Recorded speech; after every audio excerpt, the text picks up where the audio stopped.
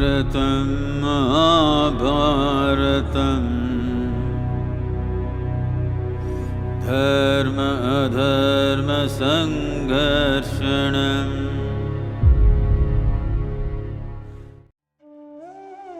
After a while, Uttara, the wife of Abhimanyu, gave birth to a son, but the astra, Brahmashira, which Ashwathama had used, had killed the infant in the womb itself.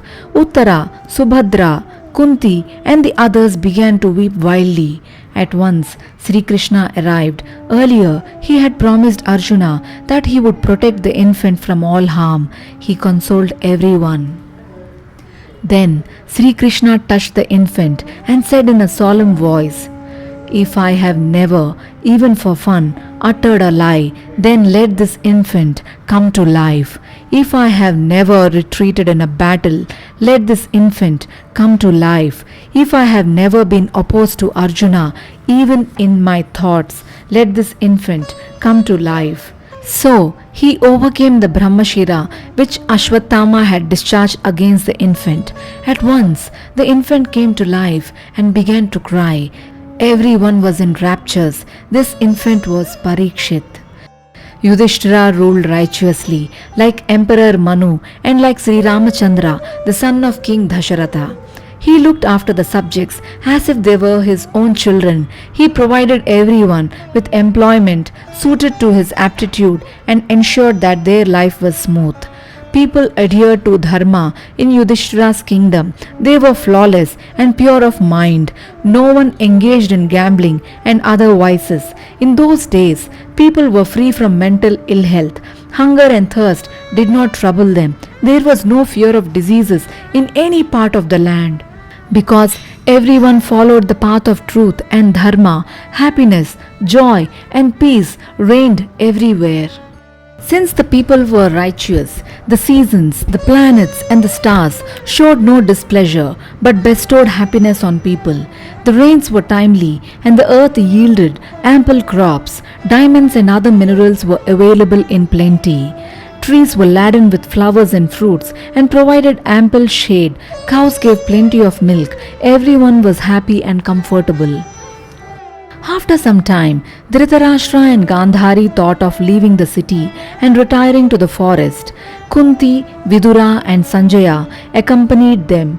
Though the Pandavas appealed to them movingly, they refused to be dissuaded.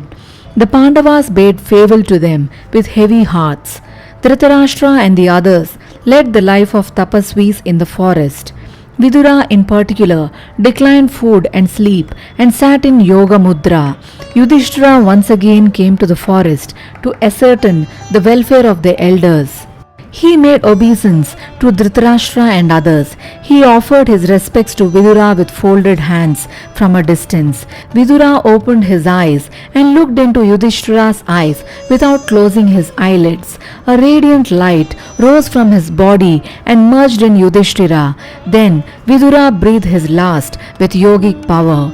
Yudhishthira returned to the capital, immersed in the grief over the loss of his uncle. Once, a fire broke out in the forest in which Dhritarashtra and the others were living.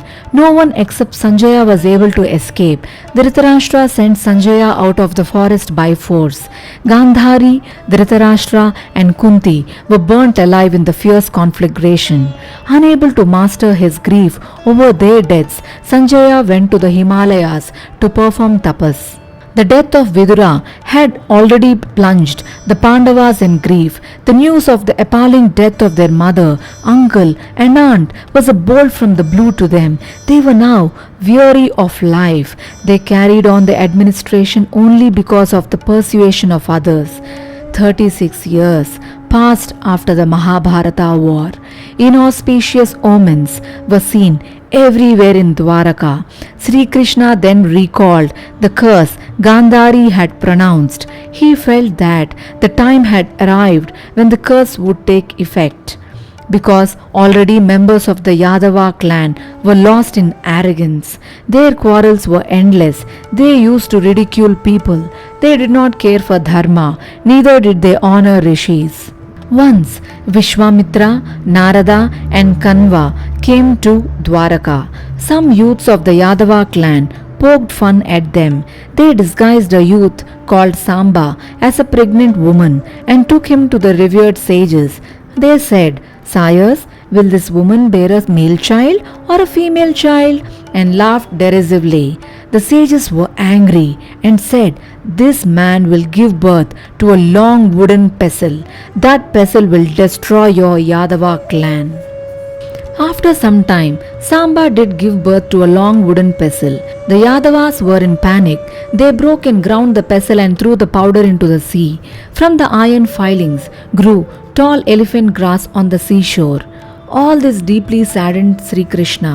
He was amazed that his people had become so unrighteous so swiftly. He felt that the hour of the ruin of the Yadavas was approaching and that the last days of his incarnation were at hand. He prepared to leave this world. Once, all the Yadavas set out to Pravasa Tirtha to have darshan of Lord Shankara. Cartloads of food, beverages, and tents accompanied them. In Pravasa Tirtha, they set up tents and indulged in revelry. In the course of their conversations, they recalled past events. The subject of the Mahabharata war came up. Satyaki said to Kritavarma, "You joined hands with Ashwathama and killed the Upapandavas. There is not another sinner like you." Kritavarma was enraged and heaped obscene abuses on Satyaki. Hot words flew between them. Words led to blows. In the course of the brawl, Satyaki cut off Kritavarma's head. Two factions took shape among the Yadavas. When they ground the wooden pestle into powder and threw it into the sea, elephant grass had grown on the seashore, hadn't it? They uprooted the grass and began to fight. Satyaki, Krishna's son Pradyumna, and several others were killed in the fracas. Sri Krishna realized that the existence of the Yadava clan would serve no purpose thereafter. He himself uprooted the grass and at once it changed into a steel pestle. Waving it about, Krishna laid about him and killed those who were still alive. Sri Krishna gazed upon the dead bodies of his kinsmen all round him. These Yadavas, who were of noble birth and had overcome formidable warriors, had behaved like beasts and fought among themselves and were lying dead. "Ah, the power of time!" exclaimed Sri Krishna with a sad smile. The events of his life from the time of his birth passed before his mind's eye. His birth in a prison, his growing up in Gokula, his foster mother Yashoda bringing him up, killing Kamsa in Mathura, the sufferings of the Pandavas, their years in the forest, the duel between Bhima and Duryodhana, the curse of Gandhari. Strange feelings arose in his mind as he recalled all these. Krishna then said to Balarama, "Brother, our incarnations are drawing to an end." Balarama ascended to the heights of yoga, arrested his breath, and passed away. Sri Krishna decided that since he had taken birth as a human being, he would die a death accompanied by pain and groans like all human beings. He was awaiting the appropriate time. Just then, a hunter caught sight of Sri Krishna, thought it was some animal, and plucking the elephant grass by his side, fixed it to his bow.